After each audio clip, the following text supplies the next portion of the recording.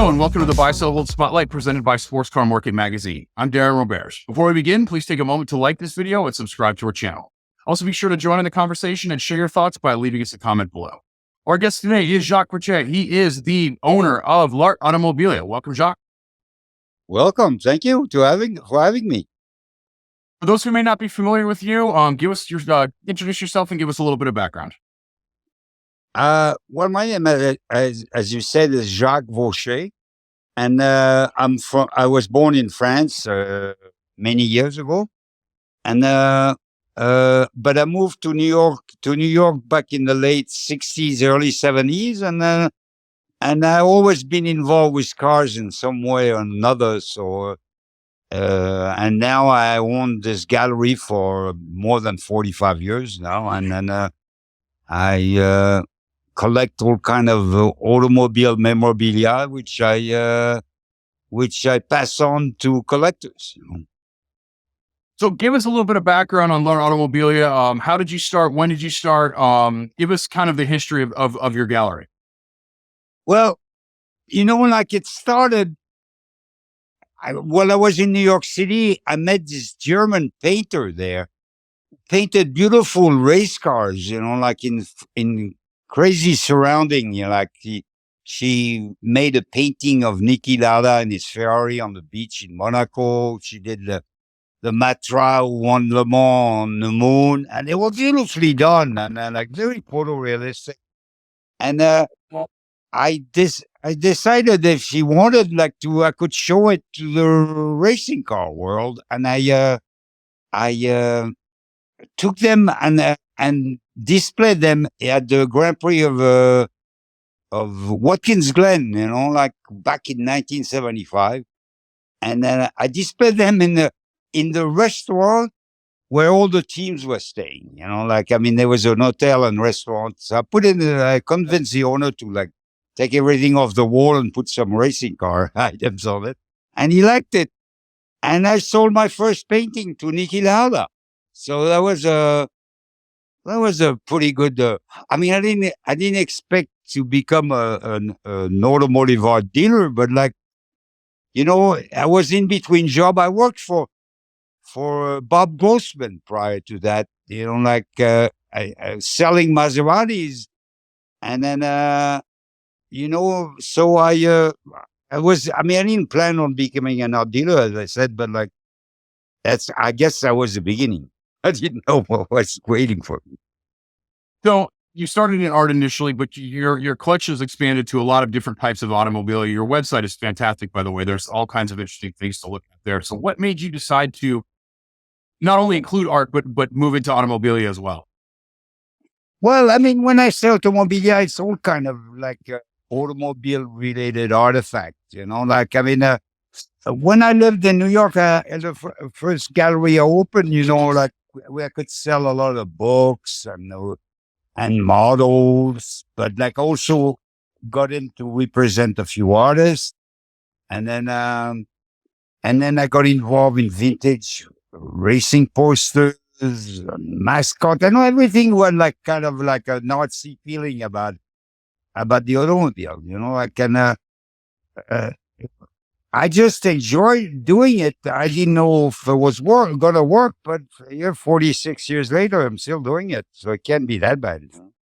Yeah, it sounds like something you're certainly enjoying. So there's obviously challenges in acquiring and finding some of this stuff. Where would you say that you locate most of your items? Do people come in and consign things, or how do you get your inventory? Again, it's quite extensive, and you have lots of different types of things on your website.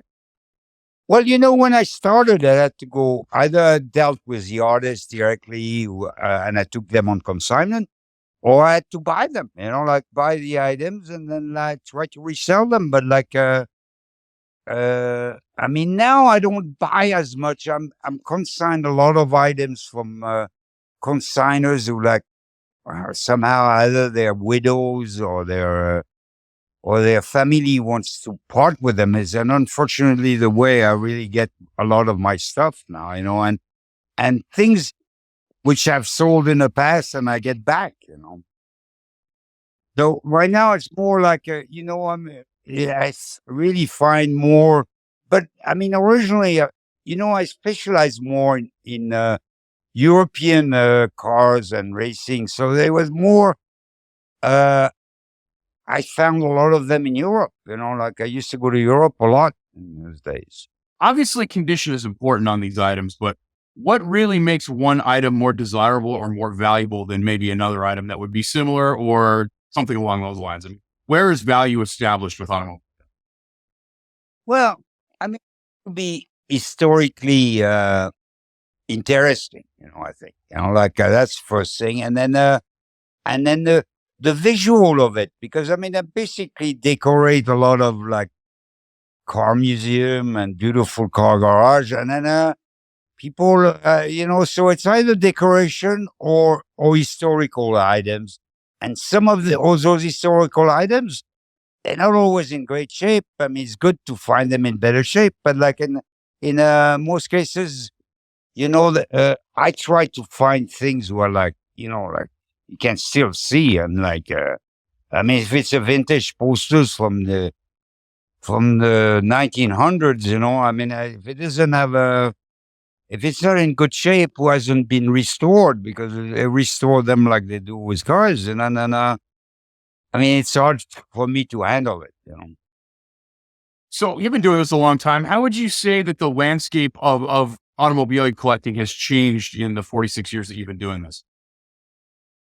Well, I think when I started it, like were more like people were just like those items, so they bought it. They didn't really care about the value of it. They appreciated it, and they thought obviously when I sold it, then was worth it. If it was a hand scratch built model or, but over the years, a lot of the car collection. I mean, I'm a garage interior decorator, basically. Like I mean, it's like a lot of like uh, great car collection got built up in the last 40 years, and then they're like usually housed in great, beautiful garages or museum.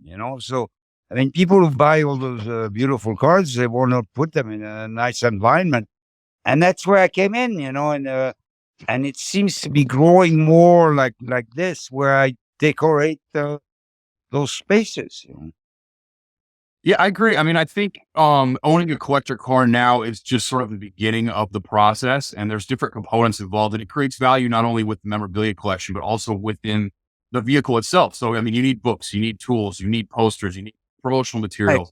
It all becomes a package now, and automobilia certainly is a key component to presenting a car at its absolute highest potential. So, it's certainly important to do that. You sell things a couple of different ways. You've been involved in auctions. You do auctions. You have a history of doing auctions, and you also sell things through your online store. What have you noticed is different between the two processes? Like, for example, do you see that there's certain items that show up in auctions that maybe do better than others, or items that show up in your store strictly that are not necessarily auction items? Or how do you sort of differentiate between what's going to do better in each form?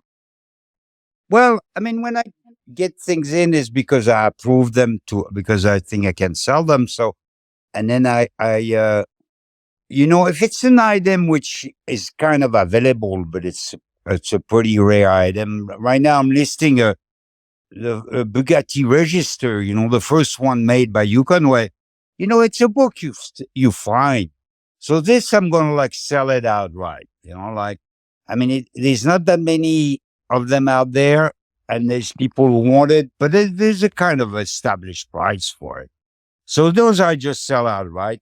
But when like there's items I've never seen before, I end up with like I'm right now. I have some of Briggs Cunningham's belonging. Like she owned like in his collection, and some of the family members gave it to me to sell, and then I mean Briggs Cunningham items are unique. Like so like those are put in an auction.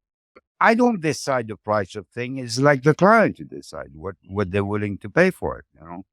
So I let them battle it over it because I don't know exactly how to price it. The marketplace, it doesn't mean what sells at auction doesn't always mean that's what it's worth.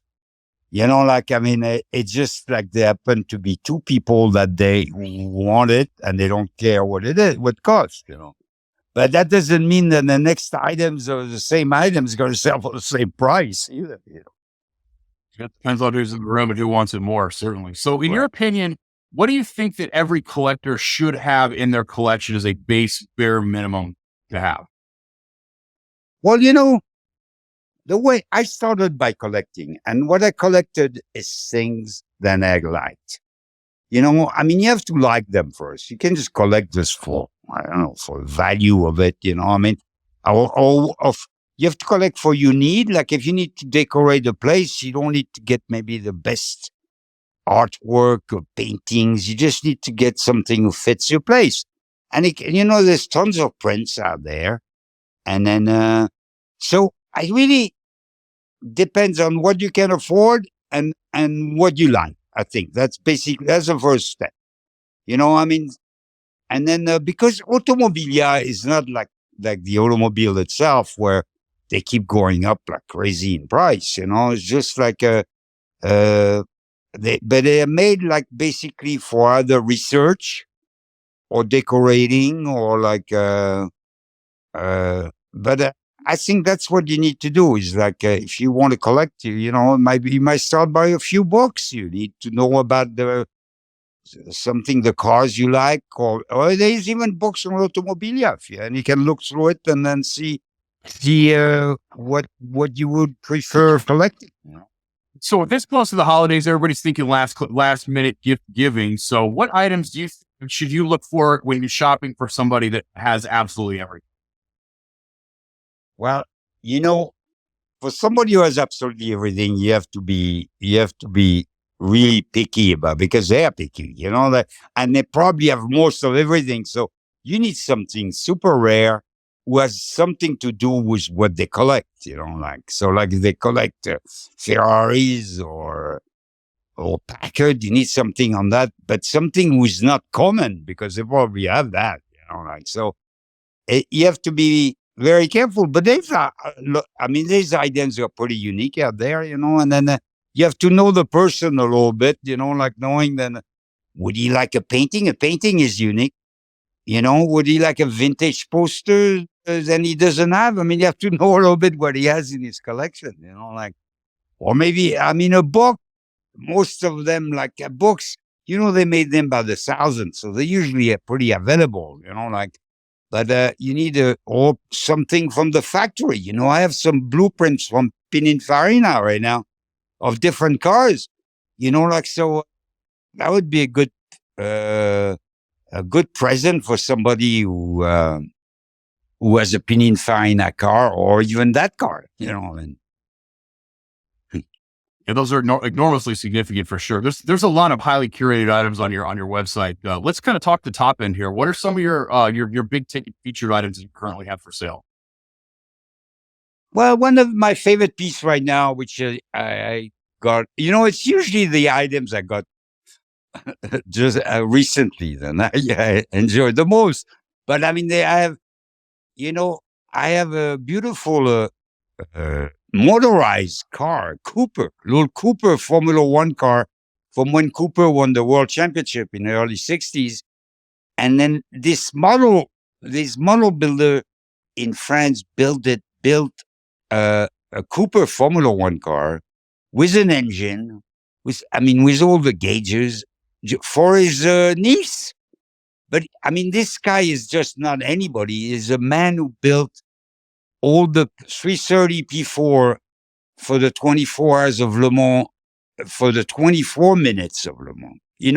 During the race back in the 60s and 70s, they built like this man built some 330 P4 and 4 GT40, which the kid raced in a 24-minute race during the event, and it lasted a few years there.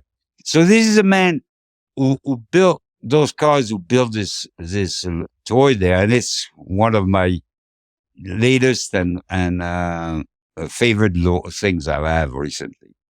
That's absolutely fantastic on every level. So let's talk the other end of it. I saw some fantastic Ferrari pins and keychains and things like that. Let's talk stocky stuff, or little stuff that virtually anybody can afford. What do you have for those people? Well, again, like I ended up with all of Briggs Cunningham's pins. And there's some pretty spectacular one in that collection. We have listed some of them. A lot of them got sold, but we still have some, and we still have some on our website. And then we have badges, which you put in the grill, like of a car or something. So, I mean, those are a little stocking stuffer, and then I would recommend that, like, and if you like something a little unusual, it's a pin who was in the Briggs Cunningham's collection, and then family went through his drawers and pulled them out and said, we don't really need those anymore. So like I ended up with it. Like, so that, but we have some on our website, and some I'm still listing in the next few weeks, That's fabulous stuff. And I can't imagine anybody would not want to see a Briggs Cunningham item in their stocking on Christmas morning for sure. So. Yeah. Yeah. I even got the Ferrari keychain from his 275 GTB4, like, I mean, Ferrari made like keychains. I mean, they ordered keychain for them for each, not each car, but like, I mean, for each period, they still make different keychain than they made for in the 50s and 60s, so, but now they're a little more, I mean, the keys look a little different too now. So I'll tell you, I never really thought about the keychain thing before. I'm in the process of restoring an old motorcycle, a 1956 Gilera right now. And putting that key on a new keychain or a new key fob looks awkward. Like you really need to track down those key rings. So again, if somebody's midway through a restoration project on, anything, a Ferrari, a Healy, whatever, you need to find that period old keychain in order to put that key on, or it just doesn't look right. So that's certainly something that would be fantastic gift for somebody. I know. On top of that, you have like Briggs Cunningham keychain when he had his Ferrari 275. I mean, if you're a guy who's doing a Ferrari 275 right now, that is about as good as that's. Like, you gotta have that. There's no question about that. I imagine you'll be looking at a bidding war on that thing once this airs for that person. Yeah, no, I think he'll do well, and then he'll go to the right person who has the car to put it on, to go with it. A few years ago, I ended up with the fender.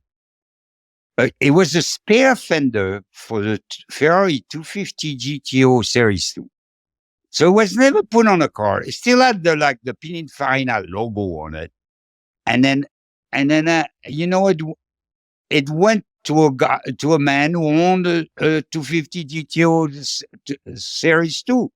So even so, it's not his because it was never used. I mean, if he bangs up his fender, he's got a spare fender. I don't know many spare fenders of 250 GTO there is out there. And I displayed it like a sculpture. I made a stole for it to kind of fit it. And you find the person who who has a purpose for it. Mm-hmm. So that was fun.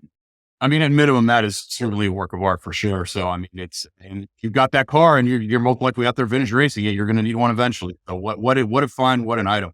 So what is your favorite thing that you have ever sold? Well, I sold many, many items over the years, but I mean, some of the one who come up to me is like, I sold the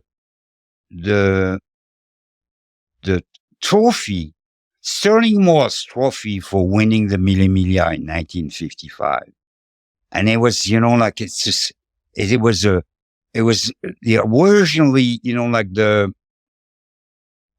Rolex had sponsored that trophy and had it made, and they ended up going back to the main office at Rolex in Switzerland, So, I mean, that's probably one of the greatest items I sold. I also sold the trophy for the Bugatti who won Le Mans in 1937, the tank, which Fred Simeon owns now. And Fred wanted it, but somehow, his museum was costing him a fortune and he didn't get it. But it went to a collector and a Bugatti collector, and that was a pretty spectacular bronze piece too. That's pretty fantastic for sure. Yeah. So all the things you find, I know you're doing some holdback stuff. So what do you have in your private collection?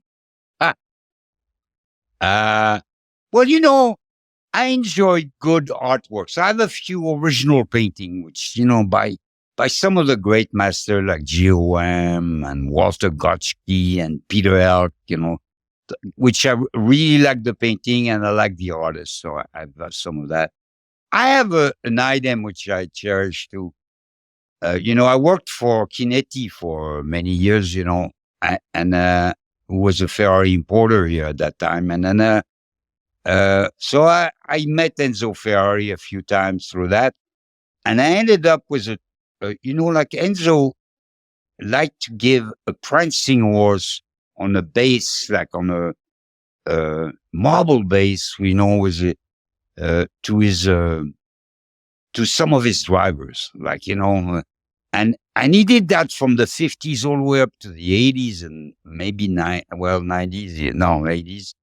80s, and I ended up with one of the prancing horse, kind of a trophy, was given by Enzo to Luigi Villoresi, for winning the Italian championship in his Ferraris, so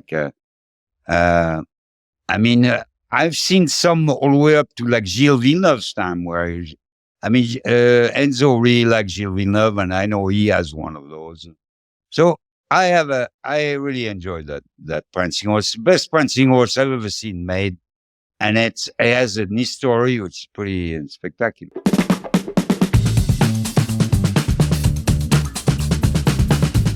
Okay, Jacques, we've all been sitting here drop-jawed listening to your amazing experience and hearing about your incredible gallery and your amazing life. So we're going to ask you, as one of the most knowledgeable memorabilia dealers in the world, give us one item you would buy, one item you would sell, and one item that you would hold memorabilia or automobilia-wise in today's marketplace.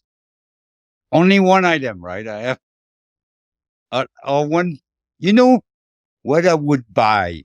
I always love early trophies. So like I would buy a good early trophy, because they made beautiful, they were sculptures, and then I would always buy an early trophy. What I would sell? Like prints, I don't think, prints are in multiple, where they made a whole series of them, they're never really going to get up in value. You buy them because you enjoy the image and you need to decorate a spot in your place, So, those are not like you could sell those and you can find more, no big deal.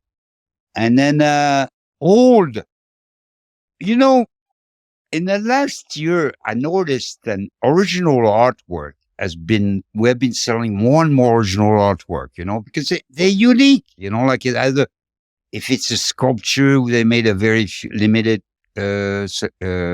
edition or painting. A painting is only one, and I seem to like, in the last year, we've been selling more original artwork by good artists, like established artists, So I'm holding on to some. I'm in business, so I have to sell a few, but we've been selling many more. And over the years, I always believed in it. And I have a big collection of paintings by good artists from around the world.